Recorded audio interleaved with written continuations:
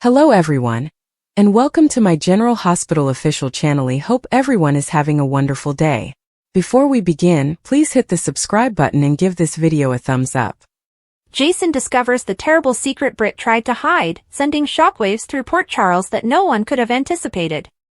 It all started on a crisp autumn morning in 2025, as the leaves turned shades of amber and gold outside the windows of the Metro Court Hotel. Jason Morgan, ever the stoic enforcer turned reluctant hero, was nursing a black coffee in the lobby, his mind a whirlwind of recent events. He'd just returned from a clandestine mission that had him questioning alliances old and new. Sonny Corinthos was dealing with his own demons, Carly was as fiery as ever, and the Quartermain family drama seemed endless. But nothing prepared him for the ghost from his past that was about to resurface. Britt Westbourne had been dead, or so everyone believed. Her tragic end at the hands of the Hook Killer in 2023 had left a void in many lives, including Jason's. Their relationship had been complicated, passionate, and cut short by circumstances beyond their control. Jason had mourned her in his quiet way, burying the what-ifs deep inside. But rumors had been swirling in the underground networks Jason still tapped into. Whispers of a woman matching Britt's description spotted in remote European clinics, undergoing experimental treatments for Huntington's disease, the very illness she'd confided in him about before her supposed death. Jason's phone buzzed, pulling him from his reverie. It was an encrypted message from Anna Devane, 5 Poppies Resort. Coordinates attached. Possible WSB involvement. Britt? His heart skipped a beat. Britt? Alive? He didn't hesitate. Within hours, he was on a private jet, heading to the secluded island resort that doubled as a front for shady medical operations. Upon arrival, the resort looked idyllic, palm trees swaying, ocean waves crashing against white sands. But Jason knew better. He infiltrated the grounds under the cover of night, his skills honed from years of living on the edge. Slipping past security, he made his way to the underground lab, where intel suggested high-profile patients were kept in isolation. There she was. Britt, looking frail but undeniably alive, hooked up to machines in a sterile room. Her eyes widened in shock as Jason burst in, dispatching a guard with precision. Jason? Why are you here? She whispered, her voice hoarse from disuse. I'm getting you out, he said, unhooking the IVs with careful hands. But as he helped her to her feet, something caught his eye, a file on the nearby desk, labeled Westbourne Morgan Protocol. Britt's face paled. Jason, wait. You can't see that. But it was too late. He flipped it open, and the world tilted. Medical records, DNA tests, ultrasound images. A child. Their child. Conceived during one of their stolen nights together before everything fell apart. Britt had discovered the pregnancy shortly after Jason's death in the tunnel collapse, but with her Huntington's diagnosis looming, she'd chosen to hide it. Faking her death with help from her mother, Liesl Albrecht, she'd gone into hiding to protect the baby from the dangers of Port Charles, and from the possibility of passing on her disease. The terrible secret, Britt had given birth to Jason's son, a boy now 2 years old, healthy and free of Huntington's, hidden away in a safe house in Switzerland. She tried to hide it to spare Jason the pain, knowing his life was too dangerous for a family. But now, with Jason standing there, the truth was out. Why didn't you tell me? Jason's voice was low, a mix of anger and hurt. I couldn't risk it, Britt replied, tears streaming down her face. You were gone, presumed dead. And when you came back, everything was different. Carly, Sonny, the mob wars. I thought I was protecting him, and you. Their escape was fraught with tension. Gunfire echoed as resort security closed in, but Jason's expertise got them out. On the flight back to Port Charles, Britt filled in the gaps. Liesl had orchestrated the fake death, using her connections to stage the Hook attack as a cover. Britt had been undergoing gene therapy in secret, hoping to cure her Huntington's before revealing herself. The baby, named Jake after Jason's lost son, was the miracle she'd never expected. Back in Port Charles, the revelation rippled outward. Carly was the first to confront Jason, her jealousy flaring. A secret kid with Britt? After everything we've been through? But beneath the anger was hurt. Jason had a family she could never fully give him.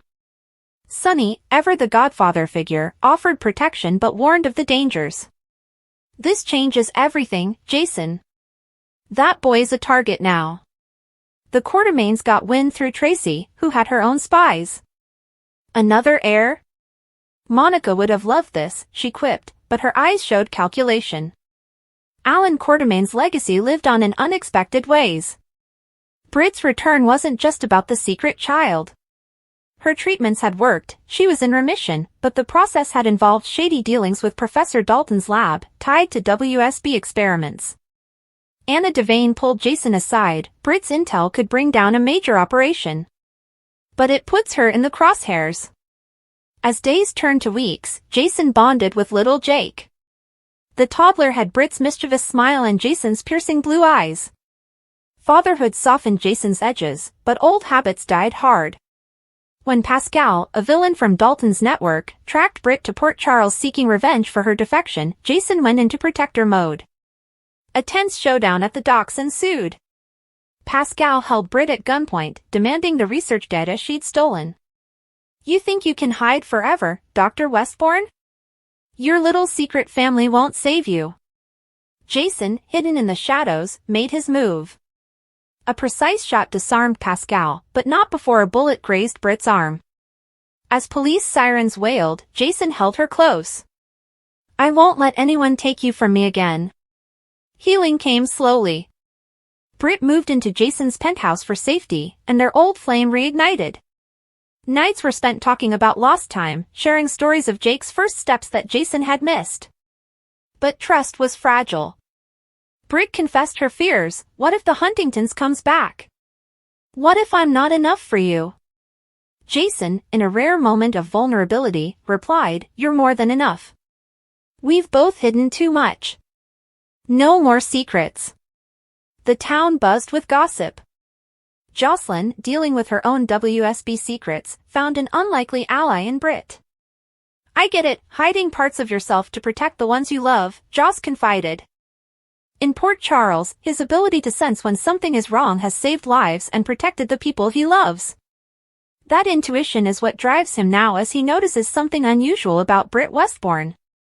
At first, Jason tries to push aside the nagging feeling that she is hiding something, telling himself that Britt has changed for the better since her days of scheming. After all, she stood by him when he was at his lowest, and they built a bond out of trust, danger, and loyalty. But deep down, Jason knows that Britt is carrying a burden that goes far beyond what she is willing to admit. It starts small, little inconsistencies in her behavior that Jason can't ignore. He notices that she avoids certain conversations, dodges questions, and forces a smile whenever anyone mentions her health or future. The truth is that Britt has been hiding a secret that terrifies her more than anything she has ever faced. Known for her bravado and sharp wit, Britt has rarely allowed others to see her vulnerable side. But this time is different, because what she is keeping from Jason, and everyone else, could change everything. The secret weighs heavily on her, and though she tries to distract herself with work at the hospital and the occasional light-hearted banter, Jason sees through her. He notices the moments when she winces in pain, the way she grips a counter for balance, and the way her hands sometimes tremble. Jason asks her directly if something is wrong, but Britt brushes it off, insisting she is fine. She is determined to keep him at arm's length, believing that protecting him from the truth is better than letting him see her weakness. Jason, however, has never been one to walk away when someone he cares about is in trouble. He starts quietly investigating, asking around, and paying attention to the details that Britt tries to hide. His loyalty to her makes it impossible to accept her evasions. He wants answers, not because he doubts her strength, but because he fears that time may be running out for her. It's not long before Jason begins piecing together clues that point toward a medical crisis. Britt has inherited the Huntington's disease gene, something she has known for a while but has desperately kept hidden from the people closest to her. The thought of her life being cut short by a degenerative illness fills Britt with dread, and she can't bear the idea of Jason looking at her with pity or sadness. That fear has driven her to conceal the truth, but Jason's persistence brings him closer to uncovering it. The tension between them grows as Jason pushes and Britt resists. She snaps at him more than once, telling him to stay out of her business, but Jason can sense that her anger comes from fear rather than genuine irritation. He remembers how Britt once stood by him when he was hunted by enemies, never asking for anything in return, only offering support. That memory fuels his determination to help her now, even if she doesn't want it. When Jason finally confronts her directly with what he suspects, Britt is shaken. She denies it at first, desperate to hold on to the illusion that she can handle everything on her own. But Jason's calm, unwavering gaze breaks down her defenses, and she realizes she can't keep up the facade forever. The moment of truth comes late one night when Jason finds Britt in the hospital records room, poring over her own medical file. He watches silently for a moment, giving her the chance to explain. When she looks up and sees him there, the fear in her eyes says more than words ever could. Jason steps forward, gently taking the file from her hands. Without raising his voice, he asks her again what she's hiding. This time, Britt can't stop the tears that fill her eyes. She admits that she carries the Huntington's gene, confessing that she has been living in denial, terrified of what the future holds. The weight of the confession hits Jason hard, but he doesn't waver. Instead of walking away or showing the pity Britt feared, he reaches out and assures her that she won't have to face it alone.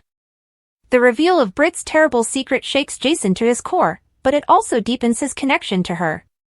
For once, Britt allows herself to be vulnerable, letting someone else share the burden she has carried alone for so long. Jason promises that no matter what lies ahead, he will stand by her side, offering his strength and loyalty in the face of the unknown.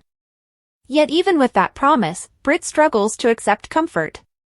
Her fear isn't only about her own decline, but also about the pain it might cause the people who care about her. She worries that Jason will become consumed with guilt or regret if he ties himself to her future. Jason, however, is unshakable. He has faced danger, loss, and heartbreak before, and he knows that running from love only leads to regret. In his quiet but determined way, he vows to fight for Britt, even if the battle isn't one he can win with his fists.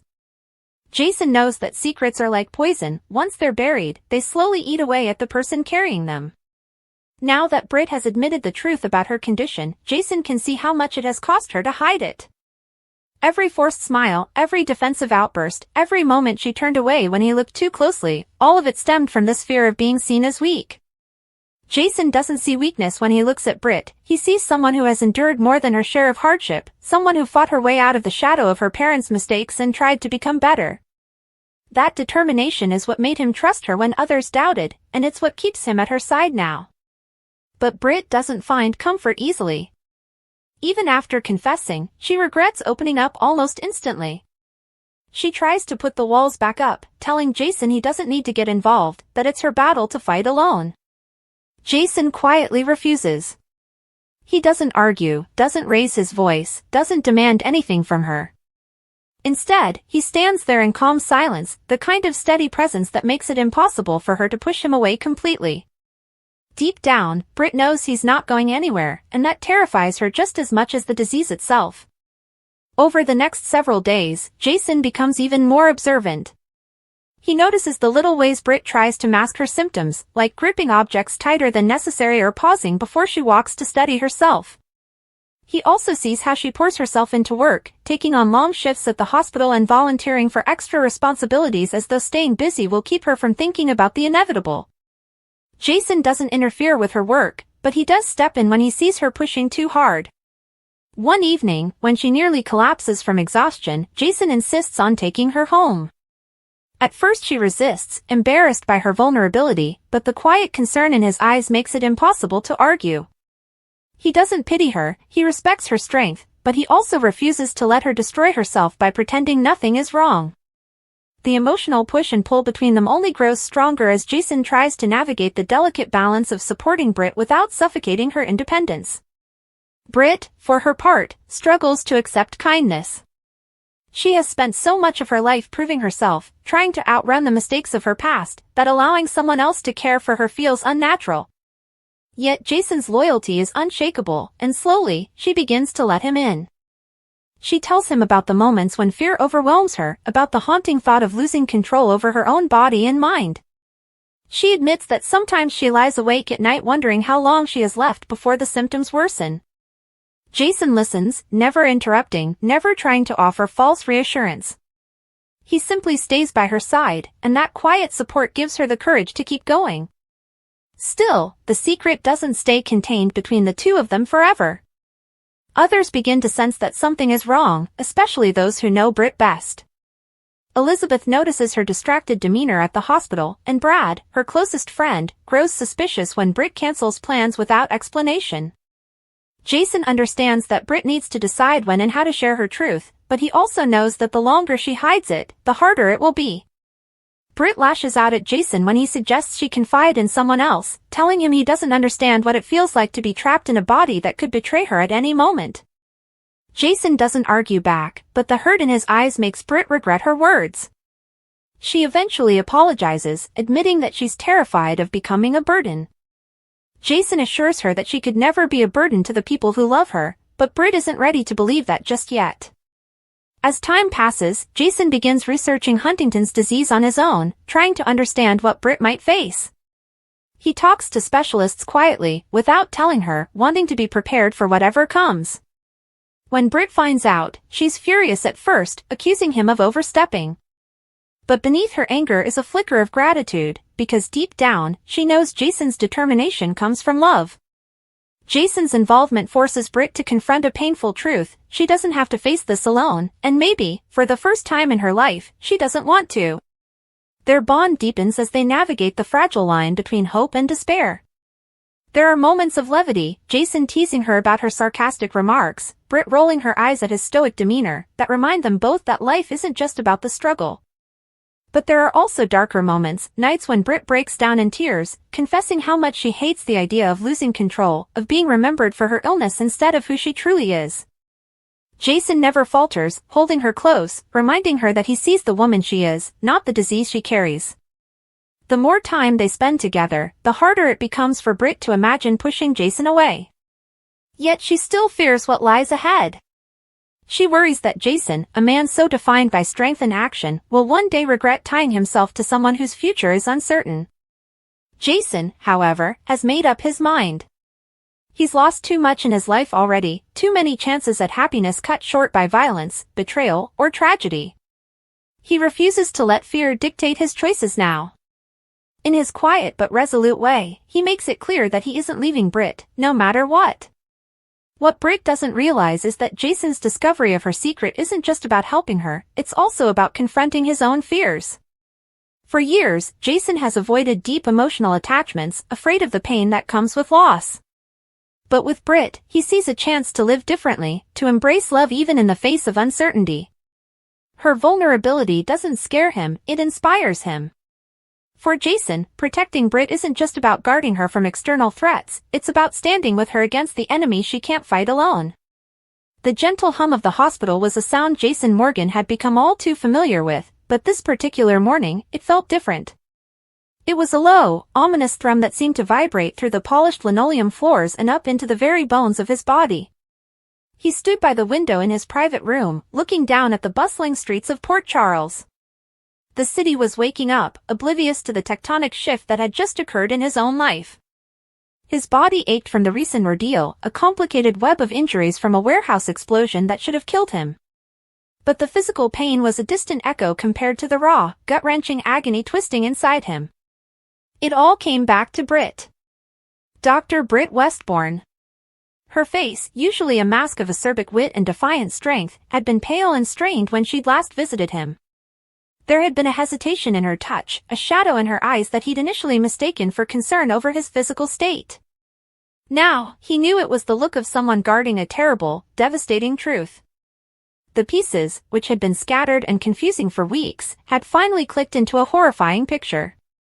It started with a throwaway comment from a nurse, a misplaced chart, and a series of evasive answers from Britt herself that, in retrospect, weren't evasive at all. They were carefully constructed lies. He replayed their last conversation in his mind. He'd been pushing her about his blood work, about the strange, lingering fatigue that the doctors couldn't seem to explain away with his other injuries. "It's just the trauma, Jason," she had said, her voice tight as she adjusted his foreline, refusing to meet his gaze. "Your body has been through hell. It needs time to heal." You can't expect to bounce back overnight. It's more than that, he'd insisted, his voice a low gravel. He'd always been able to read people, a necessary skill in his line of work, and he could read her now. She was terrified. Britt, look at me. What aren't you telling me? For a fleeting second, her professional composure had cracked. He saw it, a flash of sheer, unadulterated panic. Then, just as quickly, it was gone, replaced by the familiar, impatient scowl. I'm telling you that you're a terrible patient who doesn't know how to follow orders. Rest, Jason. That's the only secret to getting better. She had left in a hurry after that, her lab coat swirling behind her. And that's when he knew. He knew with a chilling certainty that settled deep in his soul. He waited until the shift change, when the corridors were at their busiest, and slipped out of his room. Dressed in a standard-issue hospital gown and moving with a stiffness that betrayed his pain, he was just another patient shuffling through the halls. His destination was the medical records office. It was a risk, but his entire life had been built on calculating and taking risks. What he found, or rather, what he pieced together from fragments of data he wasn't even supposed to be able to access, confirmed his worst fear. It wasn't just about abnormal blood counts or unexplained symptoms. It was a specific marker, a genetic anomaly linked to a rare, aggressive neurological disorder. He'd heard of it before, in whispers, a medical nightmare that had affected another family in Port Charles. A disease with no cure, a slow, inexorable decline that robbed you of everything you were before it finally took your life. Britt wasn't just hiding a diagnosis. She was hiding a death sentence. The walk back to his room was a blur. The cheerful murals on the walls, the encouraging signs, the smiles from the staff, it all felt like a grotesque mockery. He was a dead man walking, and the woman he had come to trust, perhaps even to love, had chosen to let him walk in ignorance. The betrayal was a physical blow, worse than any he'd ever suffered from a rival's bullet or a crushing blow. This was Britt. The one person who had seen him at his most vulnerable and hadn't flinched. The one who knew the weight of a tarnished family name, who understood the struggle for redemption. She had become his anchor in the chaotic storm of his life, and now he realized that anchor was tied to a lie. He didn't confront her immediately. He needed to be sure. He needed a plan. The following days were an exercise in excruciating restraint.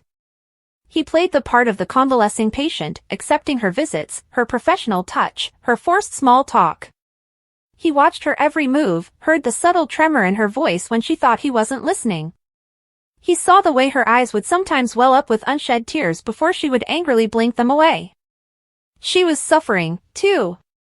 But her suffering was born of a choice she had made. His was born of a truth he had uncovered. The breaking point came on a rainy Thursday afternoon. The sky was the color of bruised slate, and the rain tapped a relentless rhythm against the windowpane. Britt came in for her usual rounds, her demeanor more subdued than usual. "How are you feeling today?" she asked, her tone clinical as she picked up his chart. "Tired," Jason answered, his voice flat. He kept his eyes fixed on her. "Always tired." She didn't look up from the chart. "I've adjusted your medication. It should help with the fatigue." "Will it?" he asked, the question hanging in the air, loaded with meaning. This time, she did look up, a flicker of confusion in her blue eyes. "It should, yes." "Britt," he said, his voice dropping to a near whisper, but it carried an undeniable force that made her freeze. "I need you to tell me the truth. Right now." She swallowed hard, her knuckles turning white as she gripped the chart. "Jason, I've told you everything. You need to rest." "No," he interrupted, his voice like steel. "You haven't. You've been lying to me. About my condition. About what's really wrong with me." The color drained from her face. It was a confirmation more damning than any document. "I don't know what you're talking about." "Don't," he warned, a dangerous edge creeping into his tone. He slowly, painfully, swung his legs over the side of the bed, standing to face her. He towered over her, but for the first time, it wasn't a position of strength, it was one of profound vulnerability. I know, Britt. I know about the diagnosis. The chart slipped from her fingers and clattered to the floor, the papers scattering like fallen leaves. A small, choked sound escaped her lips. She stared at him, her eyes wide with horror, her carefully constructed world crumbling around her. Jason, how? How doesn't matter, he said, his voice cracking with a mixture of rage and heartbreak. Why? Why would you keep this from me? This is my life. Tears finally spilled over, tracing paths down her cheeks. Because I was scared, she cried, her professional composure shattering completely. I was terrified. I saw the results, and I couldn't say the words. I couldn't look at you and tell you that I'm dying, he finished for her, the words hanging in the sterile air between them, ugly and final. She flinched as if he'd struck her. It's not that simple. There are treatments, experimental therapies. I was trying to find a way, a better way to tell you, to have some hope to offer you first. Hope, he repeated, the word tasting like ash in his mouth. You took away my right to hope, Britt. You took away my right to know what I'm facing. You took away my choices. How is that any different from what anyone else has ever done to me? People have always tried to control my life, to manipulate me. But I never thought you would be one of them. The accusation hit its mark. She recoiled, wrapping her arms around herself as if for protection. That's not fair, Jason. This wasn't about control. This was about me not being able to lose you. Her voice broke into a sob. I love you. And the thought of telling you, of seeing the light in your eyes go out. I couldn't do it. I thought I was protecting you. I thought I was protecting us. There is no us if it's built on a lie, he said, the words cold and final. The anger was receding now, replaced by a vast, empty numbness. The kind of numbness that only comes from a wound too deep to feel. You didn't protect me, Britt. You left me alone in the dark with this. You made my nightmare your secret. He turned away from her, looking back out at the rain-swept city. The silence in the room was heavy, broken only by her ragged breathing. The trust between them, so hard-won, lay in ruins at their feet. Jason had discovered the terrible secret Britt had tried to hide, and in doing so, he had lost not just a future, but the one person he believed would always stand by his side. The path ahead was darker and more lonely than he could have ever imagined. The confrontation left a silence that was more profound than any noise. It was a living entity in the room, thick and suffocating. Britt stood frozen, the scattered pages of the medical chart a stark symbol of her shattered deception. She wanted to say something, anything, to bridge the chasm that had just opened up between them. To explain the sleepless nights, the frantic research into obscure medical journals, the desperate calls to colleagues around the world, all in a futile attempt to find a loophole in the grim prognosis before she had to present it to him. She wanted to tell him that every time she looked at him, she didn't just see the man she loved, she saw a terrifying countdown. But the words wouldn't come. The raw hurt in his eyes, the cold finality in his voice, had stripped her of all her defenses. Her lie, born from a place of love and desperate fear, had been exposed as the ultimate betrayal. He was right. She had taken his agency, the very thing he valued most after a life of being manipulated, first by his biological mother, Susan Moore, then by the Cassadines, and by the relentless pressures of the mob world. She had become just another person making decisions for him. Jason, please, she finally whispered, her voice hoarse from crying. Let me explain. He didn't turn around. His broad shoulders, usually a picture of strength, were slumped in defeat. There's nothing to explain. The facts are clear. You had information about my life, my death, and you chose to conceal it. The why doesn't change the what. It does change it, she insisted, taking a hesitant step forward. If you could just understand the torment I've been in. I was trying to buy us time. I thought if I could find a promising trial, a new drug, anything, I could come to you with the problem and a potential solution. Not just the end. Now, he turned. The anger was gone, replaced by a weary resignation that was infinitely worse. There is no us in this, Britt. Not anymore. This is my battle. A battle I didn't even know I was fighting because you were hiding my weapons.